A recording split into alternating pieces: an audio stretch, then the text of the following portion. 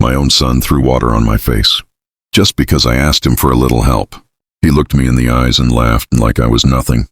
That day, something inside me broke. 3 days later, I left the country. And before I did, I emptied his entire bank account. If you've ever been hurt by someone you love, this story is for you. Hit like, subscribe, and stay till the end, because this revenge is cold, quiet, and perfect. That evening, the house was quiet. The smell of food filled the air. Warm parathas, spicy curry, a little peace. I was sitting at the table waiting for Kareem, my only son. He came home late, wearing his expensive watch, holding his phone like part of his hand. He didn't look at me, just sat scrolling. I spoke softly. "Beta, I just need a little help this month. The rent is due and I'm short by a few thousand." He smiled, not kindly but mockingly. "You always need help, don't you? Why not ask someone else?" My heart sank. I whispered, "It's just this month, Kareem. Things have been hard lately." He sighed, rolled his eyes, and then threw water on my face. Cold, shocking, humiliating. "Stop begging, Dad, it's embarrassing." Then he walked away, phone in hand. I sat there, silent, dripping, staring at the empty chair. Every sound felt heavier. The shame stayed. That night I couldn't sleep. His words echoed. "Stop begging, Dad, it's embarrassing." Was I begging, or just asking for help? Memories came back. All the sacrifices I'd made. Love felt like a mistake. Around midnight I poured tea and looked around the house. Everything I owned I had built for him.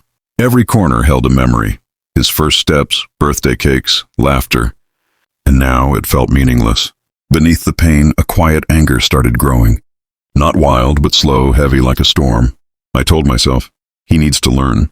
Not through words, through consequences. I couldn't yell or hit him.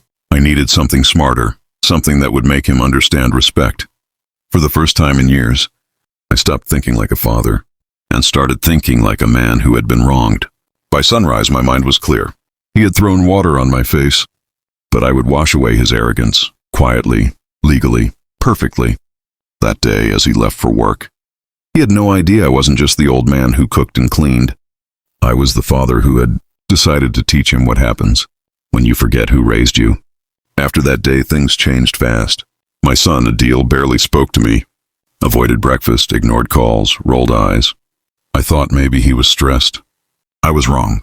Every small moment became humiliation. I spilled tea accidentally. He shouted, "You're useless." I cleaned quietly. I tried talking. "Adil, Beta, what's wrong?"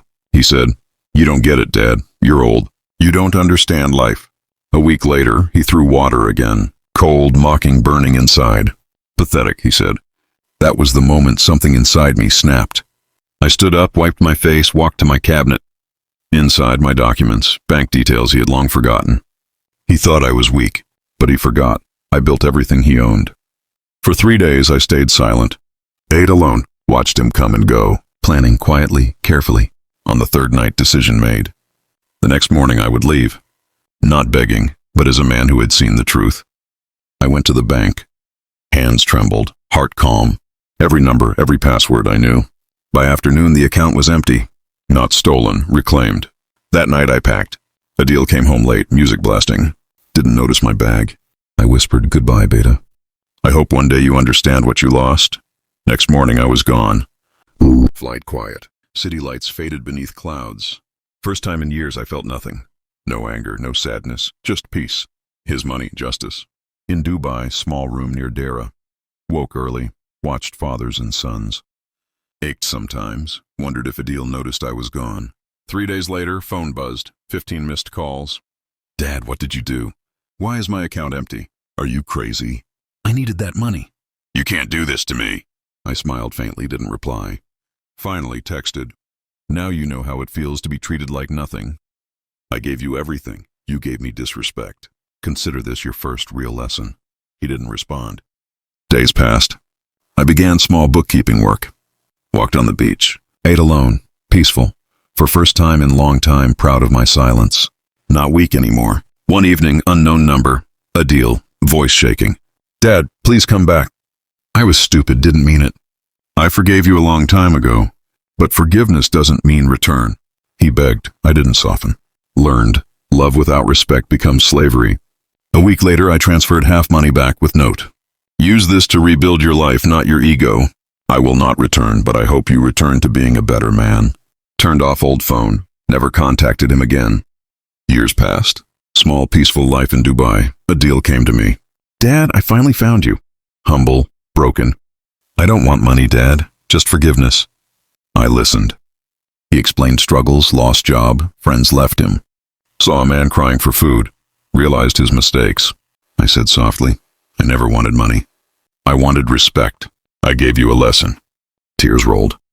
We sat quietly, crying. Not anger, release. You saved my life, he said. I smiled.